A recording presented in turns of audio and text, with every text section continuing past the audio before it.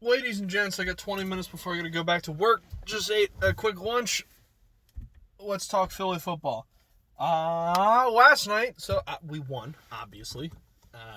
Ignore the fact that my light's wrong. It's because I just shut my car off. See? Boom. So, we won last night, which clearly is encouraging. Because so far we have sucked. What did I say yesterday?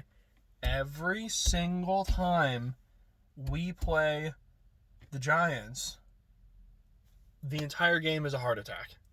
The whole fucking game is a heart attack. Every single time we play them. I don't understand why the world has to be like this, but it does, and it is. Such is life. Couple things out of the gate. I thought Wentz was good. With the exception of his interception in the end zone, I don't know what he was doing. That was one he needed to throw out of bounds, like throw far and away out of bounds. This is one of those things, and I saw a lot of people ragging on Wentz on Twitter last night because he took a couple sacks, and it's like everybody's like, you need to get rid of the ball, you need to get rid of the ball, you need to get rid of the ball, and I'm like, I'm not sure where I stand on that yet, and I say that because yes, Wentz takes some sacks that he probably doesn't need to.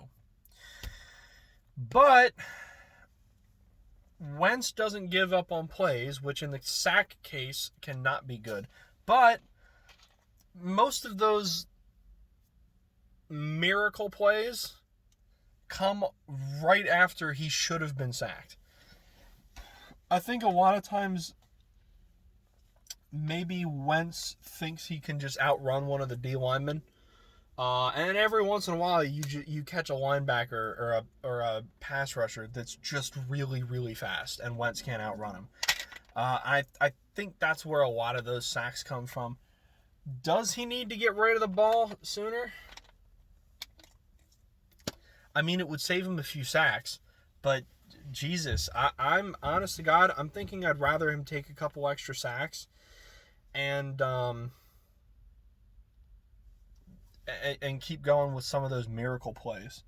Because if Wentz threw the ball away all the time, then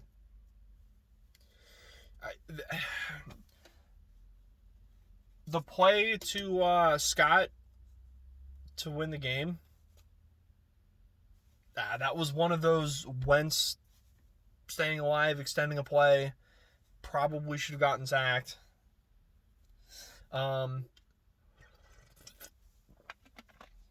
So I think, honest to God, I think I would rather just Wentz keep doing what he's doing. And if that comes at the cost of a couple inopportune sacks, so be it. I honest to God, I think that's a price. That's a price I'm willing to accept at this point. Next thing to talk about. D-Jax, man, came out of the gate, was looking great, caught the first two passes.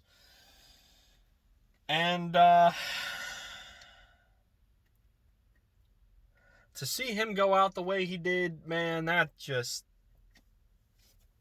upsetting. That was a dirty-ass hit, by the way. 100% nobody will convince me otherwise. I'm not even saying the initial hit was dirty, although I think you could definitely make that argument.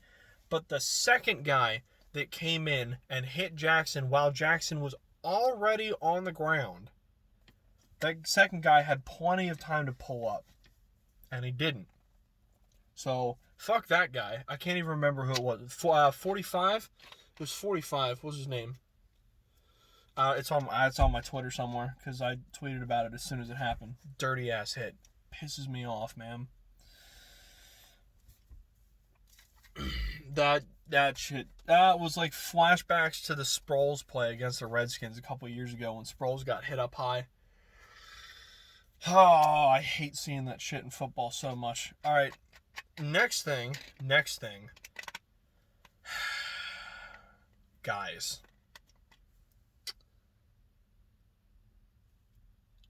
I think it's time that we have a discussion about Jake Elliott.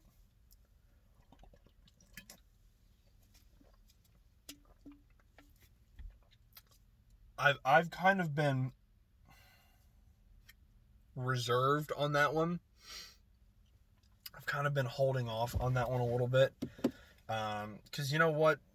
He's missed a few inopportune kicks, but most of them have been for like 50 yards.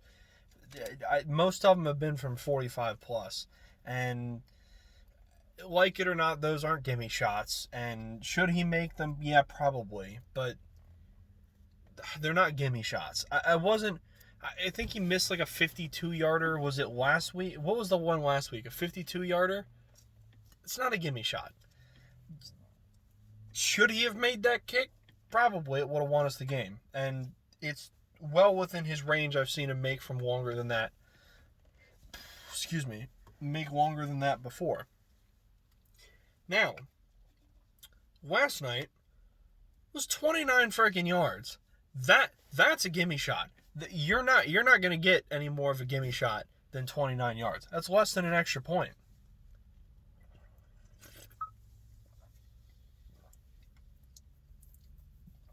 I can't believe he missed that kick.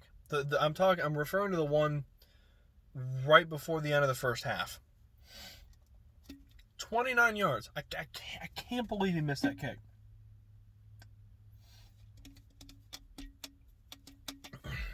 I don't know. I think it might be time to have that discussion. Now, is he going to get cut?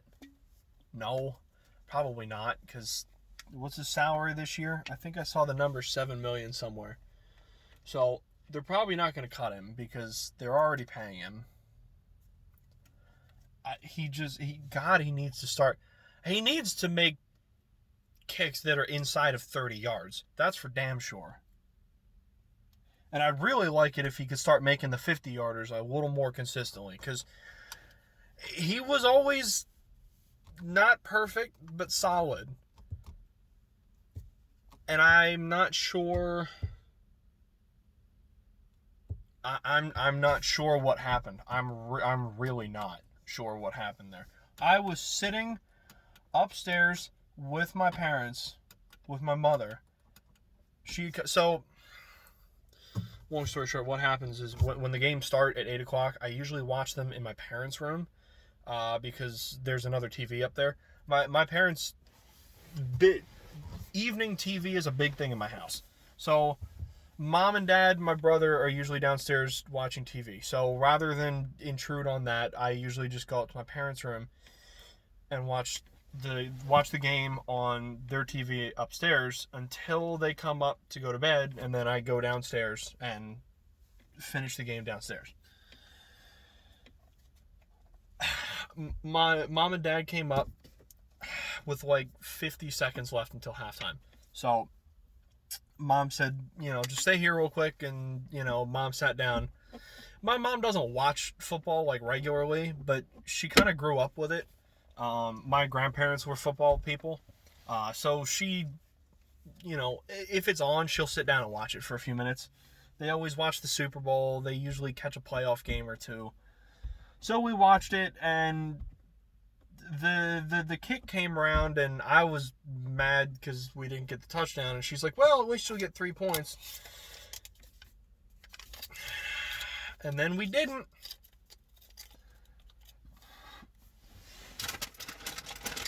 That kick went wide, and my mom immediately was like, oh my God, he missed it. And I was like, Jesus Christ, Jake, what are you doing? What are you doing, Jake?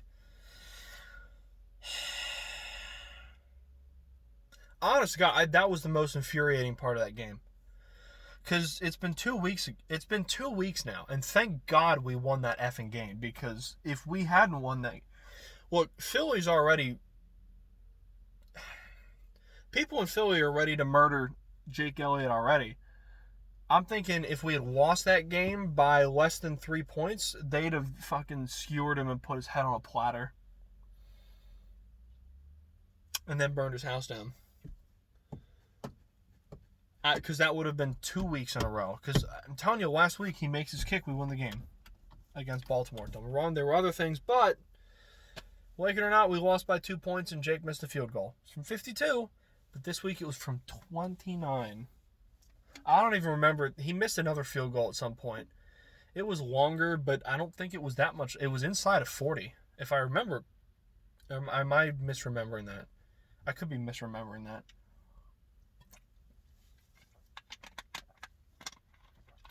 Good game out of the defense. A couple sacks. Jalen Mills with a pick. Good game out of the defense. I expected it to an extent because the Giants' offense isn't very good. Gallman was looking a little scary there for a second. I was kind of getting nervous on that one. The Danny Dimes run, you know what?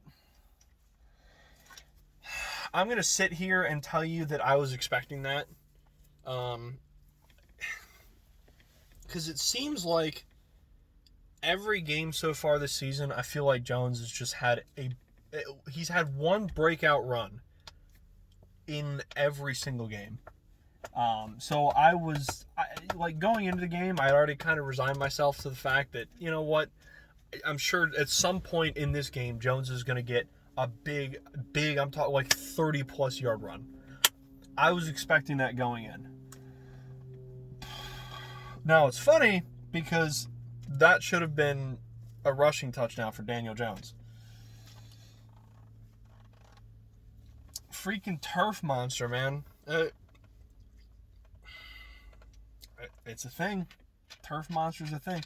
It was so funny because there was literally nobody near him. He just, hey, you know what? That's not what quarterbacks are meant to do anyway, unless your name is Mike Vick or Lamar Jackson. So, hey, you know, they got a touchdown out of it anyway. So, he was probably breathing a sigh of relief when that score happened. Because if they had gotten down there and not been able to make it and had to go for a field goal, oh, can you imagine? Oh, boy. Yeah, that would have been interesting. I'm trying to think what else. Okay, let's talk about Doug Peterson here.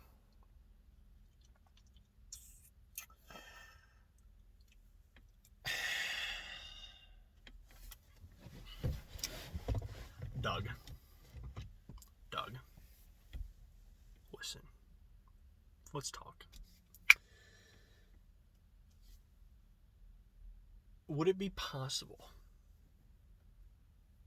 maybe just once or twice, just try something?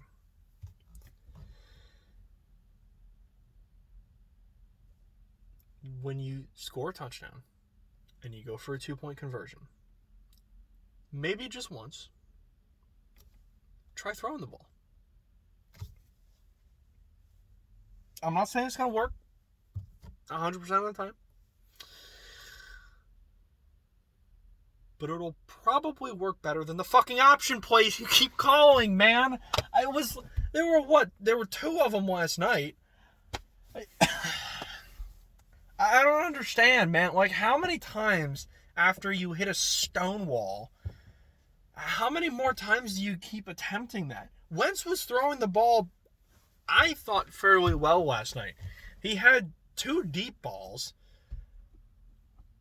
I don't know. I thought he was... I thought Wentz was throwing the ball well last night.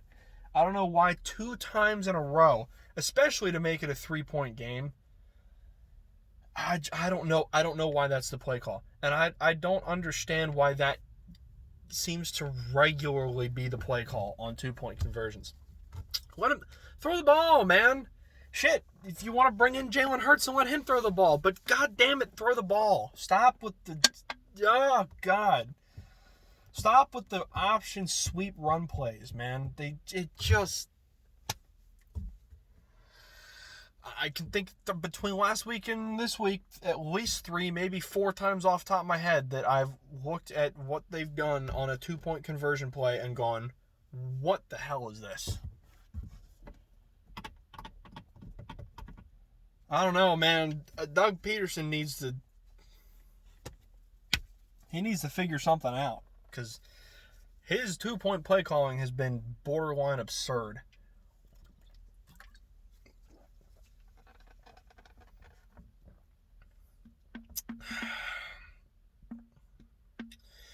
Well, I think I'm going to drop this here. It's 3:06. I got to be clocked back in at 3:15. I look forward to next week, I guess. Well, I'll be watching football this Sunday. Obviously. I can't even remember who we play next week. Oh, well, we'll get there when we get there. Good win. Glad we got a win. Nate Gary got a sack. I want to throw one thing out here real quick, because Philly Twitter hates Nate Gary. I don't hate Nate Gary. Actually, I've gotten to the point where I'm actively rooting for him just because everybody else hates him. Am I saying he's good? No, of course not. But that doesn't mean I'm not going to root for him, because nobody else will. So, Nate Gary with a sack last night. Big value. Also, Nickel Roby-Coleman fucking sucks, man. I was big bamboozled here, because I was initially excited about that. It was like a kind of one of those low-key signings I was really happy about. He has not done a single good thing for this team all season long. And what I don't understand is why Nate Gary became the target of everything. Like, I think I tweeted this last night. I think I did. If not, I meant to. Why don't people hate and shit on Nickel Roby-Coleman like they do Nate Gary? Both of them suck. Both of them have given up monster plays.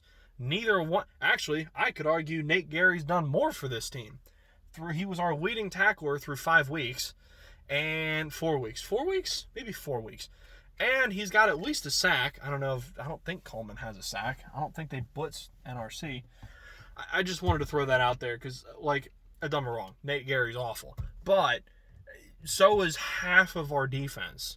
And I'm not sure. I don't understand why he was the target. And don't say it was the N-word on Twitter thing, because he was getting absurd loads of shit farther back than that. I don't know. Like, why Nate Gary and not Nickel Roby-Coleman? They both suck. But it's like, I don't know, Philly Twitter just decided Gary was the guy and they were going to hate him no matter what. Anywho, that's where I'm actually leaving it. I've got 5 minutes of break left. I will see you guys sometime next week. Peace out, kids.